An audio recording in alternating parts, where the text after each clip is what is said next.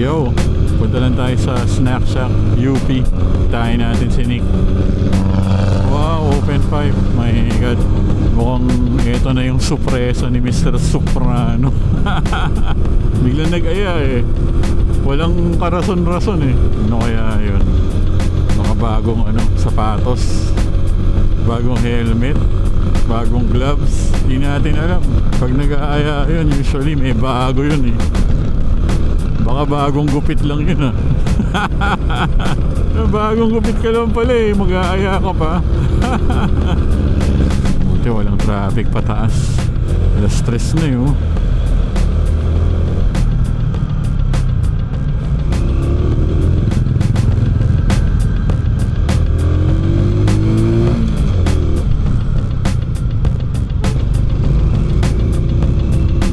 Ito na, hindi sila makadaan dun sa truck. Go na.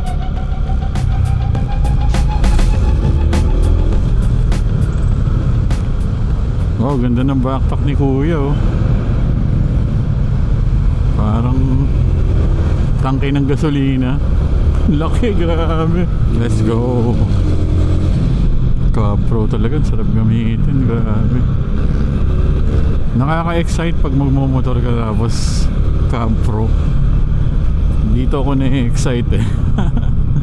Yung idea na gagamitin mo yung Cab Pro.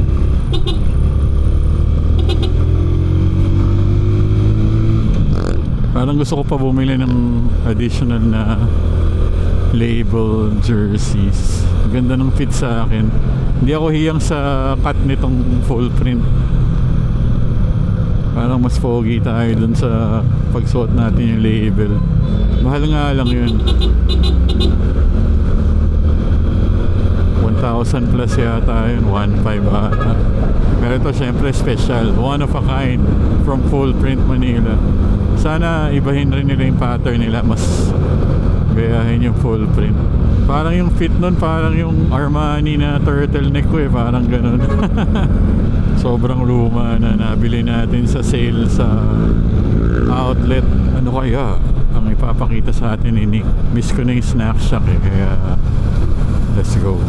Nagpapabili din yung anak ko eh. Wow, ang init. My God, stay away from the crowd. Wow, ang ingay mo Kuya. Huwag sana ma-damage yung hearing mo. Parang masarap din Rodix.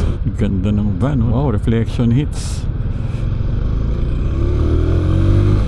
Summer na talaga. Pero sabi ng Pag-asa, pinanood ko yung weather report kanina, may bagyo na naman ulit. Si Basyang naman, pwede maging tropical depression. Andito pa rin yung amihan sa Luzon. Iba talaga yung temperature dito.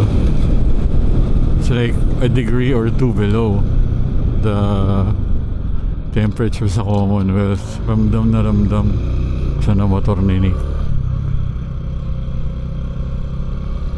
Saan siya nagpark?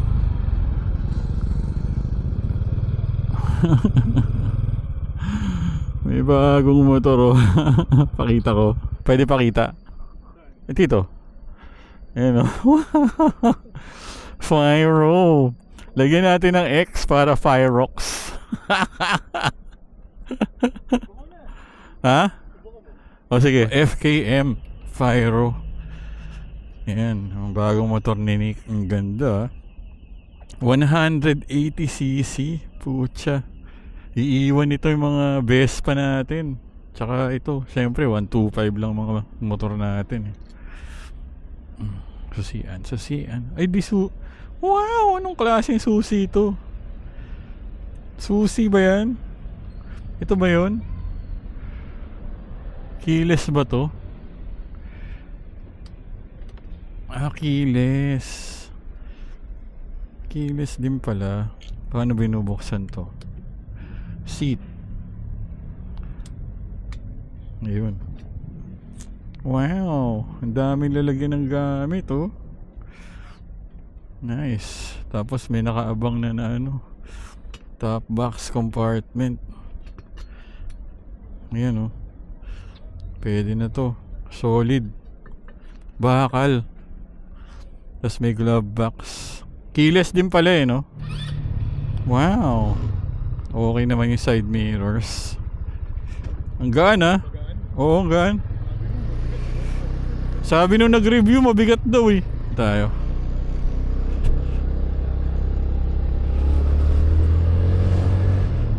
Wow.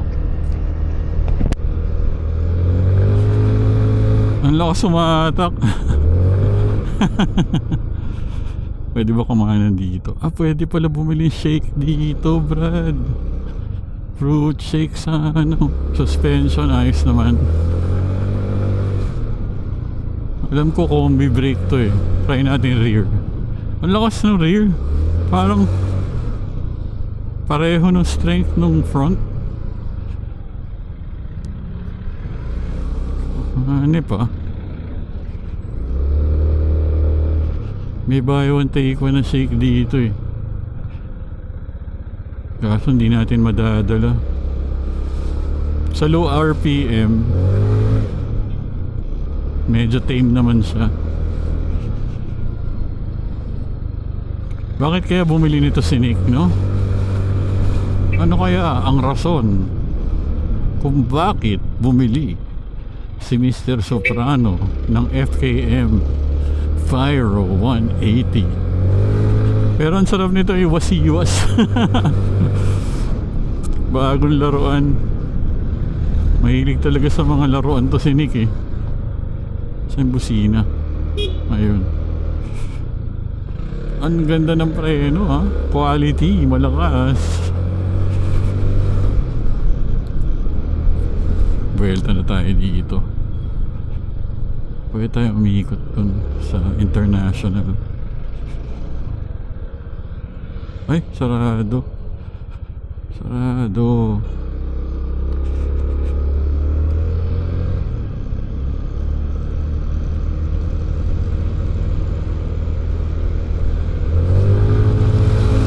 Malakas. Kamusta kaya ang gas consumption nito?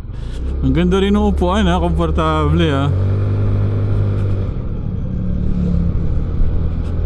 Tatayo na daw kami ng bagong grupo ni Nick. CBS, China Bike Society.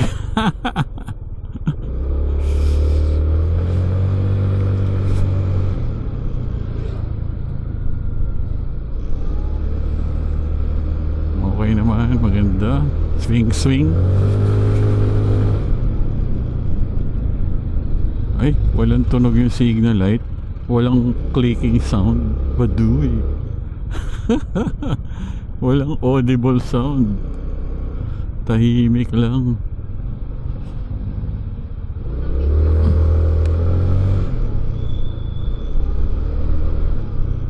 Dapat pala kumana na tayo doon. Suspension, ayos naman. Sakto lang yung talbog. Oh, Manong.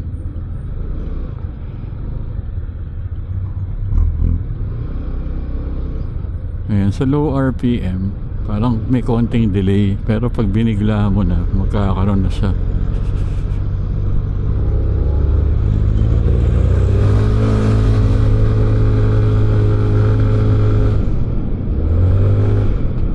Kunin natin picture. Ayun o, bakante doon o.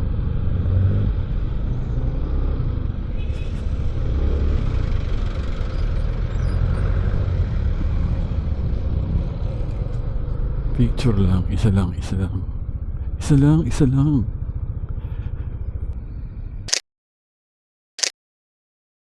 Ah, balik na. Para saan kaya to? Siguro pag ano, pambili ng pandesal ni Nick to.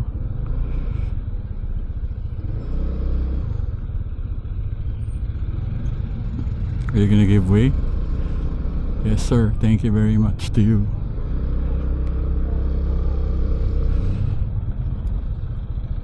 Tama kaya tire pressure niya. Okay, slow speed balancing. Alam ko combi brake to eh. Kaya parang dumidip din yung harap eh pag ano. Ay, namatayan si Kuya na taranta.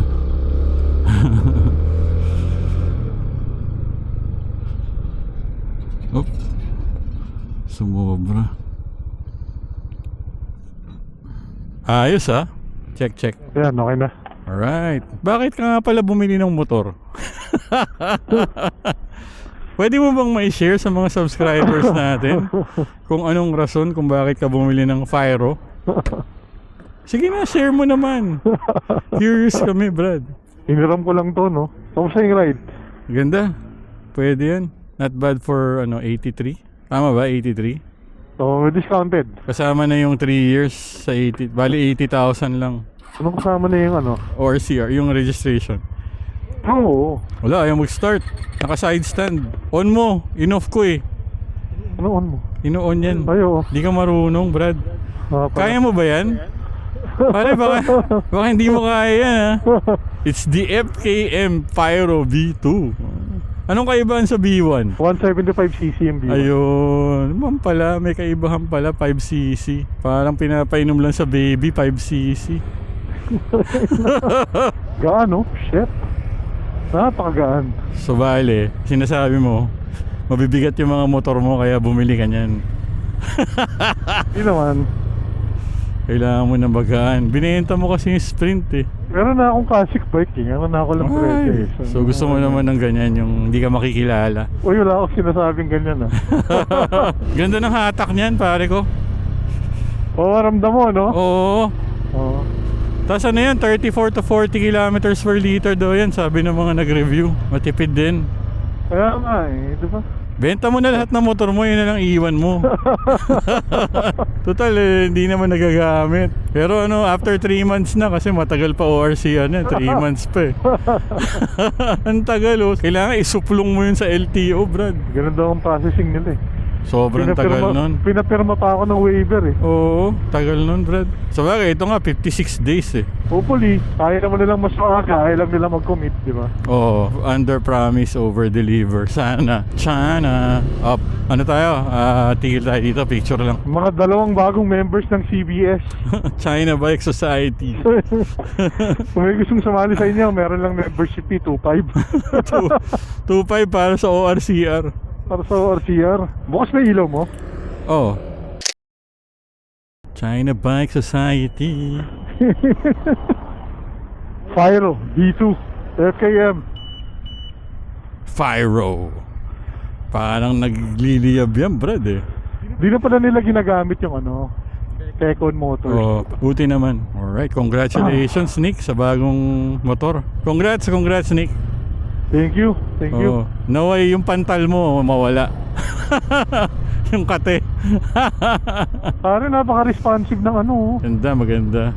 Responsive oh. Parang medyo lumuwag na siya ngayon, no? Oo, niratrat ko ba naman eh. Nilatrat mo ba? Oo, sinagad ko yung RPM, Brad. So, ano pa to? Hard brake in, hinard brake in ko. Pa lang. Pina-squad ako nga eh. Ano ba dapat talaga? Hard braking o ano lang? Ako, mix. Basta huwag mo lang ibababad sa mataas. Hindi naman kailangan na never mo ma-reach yung mga mas matataas na RPM. Parang bumalik lang kaya yung experience ko nung una ako naka-scooter eh. Una ka, para makita kita. Wow! Bagay, Brad ah. Pwede ba lagyan ng top box? Maganda rin lagyan ng top box. Pwede, may nakaabang na nga eh. May checkpoint dyan pala, no? Pwede pa yan, first day.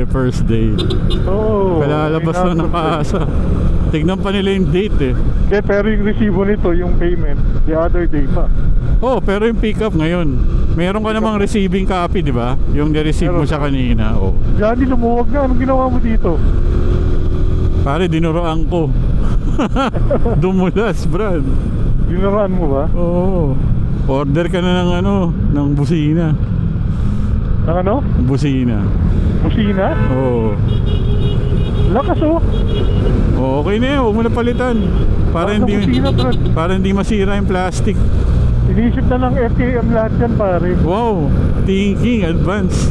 Dito, MC Lane. Punahan mo ako.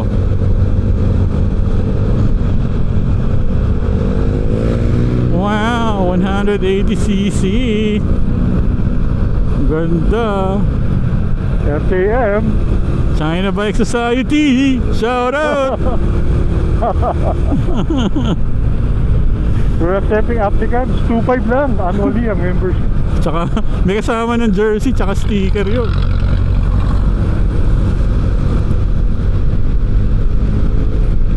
Inayos ko yung side mirror, baka hindi akma sa'yo. Well, inayos ko nga, medyo nakababa sa'yo. Oo.